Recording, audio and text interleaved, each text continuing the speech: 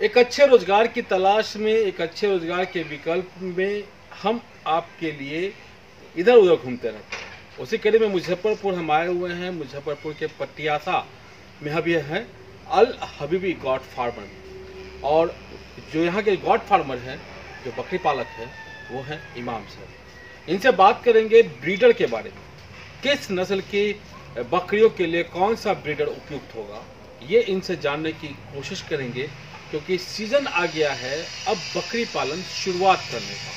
तो सबसे पहले स्वागत करते हैं सर, आपका स्वागत है। सर आपका भी स्वागत है मेरे फार्म में आने के लिए। जितने भी व्यूवर्स देख रहे हैं उनको आदाब और सलाम है।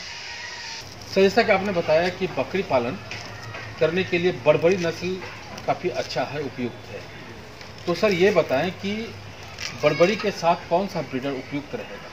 देखिए, अगर शुद्ध नस्ल की आप बड़बड़ी बकरी रख रहे हैं तो आप एक ब्रीडर भी रखिए। और मान लीजिए कोई आदमी 10 बकरी से स्टार्ट करना चाहता है तो 9 बकरी ले ले, एक ब्रीडर ले ले। अच्छा। ब्रीडर का जरूरत पड़ेगा ही। मान लीजिए प्रेग्नेंट भी आप लेके जा रहे हैं तो 2 महीना या 3 महीना का लेके जा रहे हैं, 2 महीना के बाद भी बच्चा जाएगा तो 3-4 महीना के बाद वैसे भी आपको ज़रूरत है।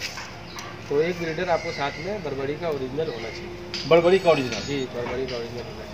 तो बड़बड़ी का ओरिजिनल ब्रीडर के लिए, मतलब बड़बड़ी के लिए बड़बड़ी का ओरिजिनल ब्रीडर। जी जी। वैसे सर आपके पास लोग और दूसरे नस्ल के ब्रीडर अगर लेना चाहें तो कौन सा नस्ल आपके पास, नस्ल का ब्रीडर आपके पास है? देखिए, मेरे पास तो 3-4 नस्ल है। जैसे बड़बड़ी तो पहले हो गया, उसके बाद जो है सिरोही है, उसके बाद मेवाती है, उसके बाद गुजरी। गुजरी भी है? हाँ, गुजरी का भी ब्रीडर है। हाँ। तो अगर ये लेना चाहें तो कोई ले सकते हैं, मगर जो जिस नस्ल को क्रॉस कराया जाए वही देता है। मतलब जो नस्ल का है उस क्रॉस नहीं कराया जाए? नहीं, हम मेरे हिसाब से नहीं कराना चाहिए, क्योंकि जब हमको सब चीज़ आसानी से मिल रहा है, मामला वहाँ फंसता है कि भाई हम बड़ी बकरी ले आए हैं, अब हमको ब्रीडर सब मिल नहीं रहा। जी जी।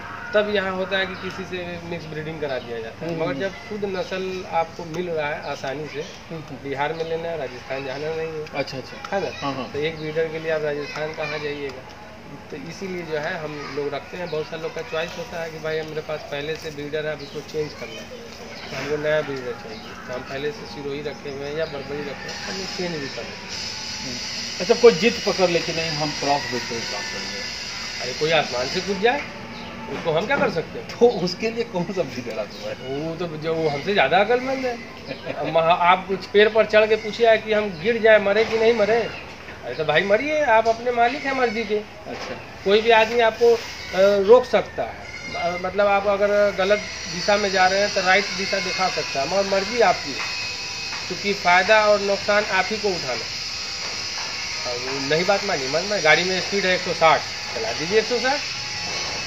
तो सर जो ब्रीडर आपके पास उपलब्ध है वो रेंज बता सकते हैं? बिल्कुल बता सकते हैं। जिस तरह मैंने ब्रीडर का है कि सब ब्रीडर नहीं बनता है, उसमें हम लोग एक्टिविटी देखते हैं।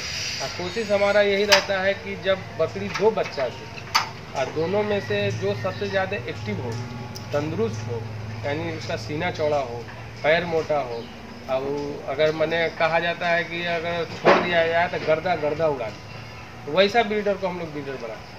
अच्छा। ऐसा नहीं कि जो पैदा हुआ उसको ब्रीडर बना दो, अंडुल बना दो, ऐसा नहीं। उसको कुछ क्वालिटी जेनेटिक गुण देखा जाता है। तो हमारे यहाँ जो भी आपको ब्रीडर मिलेगा वो सब 2 से पैदा मिलेगा। अच्छा। सिंगल वाले को हम खस्सी बनाते हैं। अच्छा। क्योंकि अब कुर्बानी का भी सीज़न अब आने वाला है, 2-3 महीने के बाद अल्हम्दुलिल्लाह आपको दिखाएंगे। मेरा 50-60 बकरा भी तैयार हो रहा है। लोग बोलता है ना फार्म में तो इतना बकरी देख रहे हैं, बच्चा कहाँ है? तो फार्म मेरा है, इसके मालिक हम हैं, ना कि जो देख रहे हैं वो मेरे मालिक नहीं है। तो जो बच्चा होता है तो खस्सी को हम साइड करते हैं। मेरा एक अलग है खस्सी का सेटअप। अच्छा। हाँ, वहाँ पर हम किसी को अलाउ नहीं करते हैं, और न कभी किसी को ले गए।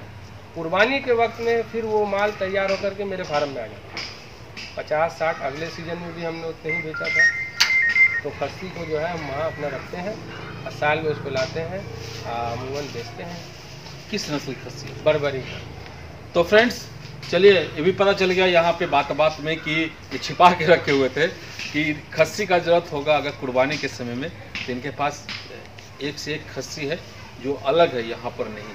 उसकी तस्वीर तो हम आपको नहीं दिखा पा रहे हैं, बस एक इन्फॉर्मेशन दे रहे हैं कि आप कुर्बानी के समय में इनसे मिल सकते हैं। इनका नंबर तो ऑलरेडी वीडियो में से फ्लैश हो ही रहा है, एड्रेस भी फ्लैश हो रहा है। तो आप इनसे बात करके संपर्क कर सकते हैं। सर ये तो हो गई कि नस्ल की बात हो गई, ब्रीडर की बात हो गई। सर रहन सहन की बात हमने कर लिया है, खान पान पर थोड़ा सा बात कर लेते हैं सर। बदलते मौसम में देखिए, बदलते मौसम में बहुत सा लोग जो है ना क्या बोलते हैं कि बकरी भी अच्छा खरीद के लिया है, यहाँ से तंदुरुस्त बकरी लेके जाए, जो थोड़ी सी बैठी रहेगी ना वो नहीं लेंगे, तंदुरुस्त चाहिए, मोटी चाहिए, ले गए। तो बकरी को हमने पंप नहीं भर दिया, भैया तू खुल खिलाया गया है उसको खिलाया गया है, तब इतना बॉडी पर पहुँचाया गया। अब आप लेकर के गए तो बकरी भुकाती है तो लकड़ी खाती है, और जब खाने चालू कर देगी तो कितने का पॉकेट खा जाएगी। तो इसीलिए आप जो है बहुत सारे लोग ले जाने के बाद शिकायत रहता है कि सर आपके यहाँ तो बकरी ठीक थी, मेरे यहाँ तो दुबला रही, तो हम यहाँ 400 ग्राम खिला रहे हैं, क्योंकि खिलाया हुआ बदन दिखता है, और आप उसको एक मुट्ठी खिला रहे हैं। आप सोच रहे हैं कि अरे रोज़ मेरा 200 रुपया लग जाएगा, 50 रुपये में खिला दो। तो वैसे आप फार्मिंग करिएगा तो उसका बच्चा अच्छा नहीं आएगा। एक बहुत पुराना कहावत है कि अगर माँ बाप तंदुरुस्त है तो औलाद भी तंदुरुस्त आएगा। तो बकरी जब आपकी खाए पी रहेगी, हिस्ट पुष्ट रहेगी, तो बच्चा वो मजबूत पैदा करेगी, बच्चा का मोटिलिटी नहीं होगा। अगर खिलाने में आपने कमी कर दिया है तो वही फिर बच्चा जो है गिल्टौना पैदा होगा, उसके बॉडी में उतना पावर नहीं होगा कि वो अपने आप को सर्वाइव कर सके। तो खाने में कमी नहीं करिए, खिलाइए दिल खोल करके, और जब दिल खोल के आप खिलाइएगा तो आपकी बकरी भी दिल खोल के आपको मुनाफा देगी, क्योंकि बकरी का खिलाया हुआ 6 महीने का फिर लौटा देती है बकरी बच्चा के शक्ल में। अगर हम 6 महीने बकरी को अच्छा डाइट दे रहे हैं तो इसके एवज में वो बच्चा को लौटा दी, मजबूत बच्चा आ गया, तो वही ना मेरा मतलब गुल्लक को हम भर रहे हैं, एक दिन फूट के हमको मिल गया। अच्छा, मतलब तो खान पान पे ध्यान देना होगा। तो ये स्टॉल फीड पे या फिर ये घास वगैरह? देखिए, हमारे हिसाब से स्टॉल फीड बेहतर है, क्योंकि चराने का अब हमारे हिसाब से बिहार में पर्याप्त जगह नहीं है, और चराने में 2-3 को घाटा होता है कि कुत्ता काट लेता है, या फिर किसी के खेत में चढ़ गई, वहाँ झगड़ा लड़ाई हो जाएगा, जितने का बकरी नहीं होगा उतना जुर्माना मारेगा। तो आप जो है कोई खेत लीज पर ले लीजिए, उसमें उसका हरा चारा बो दीजिए। हम लोग भी हरा चारा बोते हैं, लीज पर ज़मीन लिए हैं, 1 बीघा 1.5 बीघा ज़मीन है मेरा, जिसमें हरा चारा होता है। उसके बावजूद आपके गांव देहात में जो है पत्ता का पेड़ का पत्ता खरीद लीजिए, कटहल है, गुल्लड़ है, पाकड़ है, पीपल है, जामुन है, आसानी से 200-500 रुपये में पेड़ मिल जाएगा। उसको एक टाइम हरा चारा अच्छा से खिलाइए, क्योंकि हरा चारा ही ग्रोथ है। हाँ, अच्छा, दाना तो आपका चलेगा ही चलेगा, मगर बकरी को ऊपर वाले ने कुदरती नेचर बनाया हरा चारा, तो आप नेचर के साथ खिलवाड़ नहीं कर सकते, है ना। तो एक टाइम हरा चारा का आप व्यवस्था करिए, क्योंकि व्यवस्था जब आप जागिएगा तभी व्यवस्था है। स्टाफ के भरोसे फार्म बंद होता है, अपने लगना होगा। अब अगर आप जाग जाइएगा तब बकरी आपको जाना। तो फ्रेंड्स, बहुत सारी बातें हैं, वीडियो में सब कुछ बताना संभव नहीं है। इनका नंबर फ्लैश हो रहा है, आप इनसे कांटेक्ट करें, संपर्क करें। ट्रेनिंग की भी व्यवस्था यहाँ पर होने जा रही है मार्च के महीने से। अगर आप मार्च के पहले ये वीडियो देख रहे हैं तो तैयारी कर लीजिए, अगर आप ट्रेनिंग करना चाहते हैं तो। और मार्च के बाद देख रहे हैं तो फ़ोन करके पूछ लीजिए कि अगला शेड्यूल कब का है। तो सर, आपने एक बहुत ही महत्वपूर्ण जानकारी दी है हमारे दर्शकों को, और उम्मीद है कि एक चीज़ और पूछना चाहेंगे सर। लोग आपसे संपर्क करते हैं, आपके यहाँ से बकरियों को ले जाते हैं, तो उनके मेंटेनेंस में अगर कुछ उनको जरूरत पड़ती है तो आप उन्हें समय देते हैं? देखिए, बकरी ले जाने के बाद जो है हम लोग गाइडलाइन रहता है, प्लस मेरा भी नंबर है। मान लीजिए कभी हम बात करते हो या कहीं फंसे हो तो उनको 2-3 नंबर दिया जाए कि खुदा ना खास्ता अगर हमसे नहीं जुड़ पा रहे हैं तो मेरे भतीजे का नंबर है अली का, उससे नहीं जुड़ पा रहे हैं तो एक और नंबर दिया जाएगा। ऐसा नहीं है कि एक ही वक्त में तीनों आदमी बिजी नहीं होता, मगर आपको कहीं ना कहीं परेशानी है तब ना हमको याद करना है। तो परेशानी का जो आपको हल कर देंगे कि बकरियाँ आपको परेशान नहीं करेगी, हमको भूल जाइएगा। जब तक परेशान करेगी हम उस वहाँ तक मदद करेंगे। आप 12 बजे रात में भी फ़ोन करिएगा तो हम आपको जवाब देंगे, सटीक इलाज बताएंगे। तो और क्या चाहिए, ये आपकी मदद के लिए भी तैयार है, करना आपको है। अगर आप चाहते हैं कि आप बकरी पालन शुरू करें, फार्मिंग शुरू करें, तो आप इनसे संपर्क करके, और जो लोग सफल है उनसे संपर्क करके, बात करके, विचार विमर्श करके आप ये निर्णय ले सकते हैं। हाँ, एक चीज़ कहेंगे कि जो आपका इनकम का मेन स्रोत है उसको बंद करके बकरी की फार्मिंग शुरू ना करें। ये भी जो कर रहे हैं, ये पहले काम करते थे, आज भी वो काम कर रहे हैं और साथ में ये बकरी की फार्मिंग करते हैं क्या? जी बिल्कुल। मान लीजिए बकरी तो हम आज लिए हैं, मुर्गी तो नहीं है कि सुबह में अंडा देती 10 रुपये में बेचती है।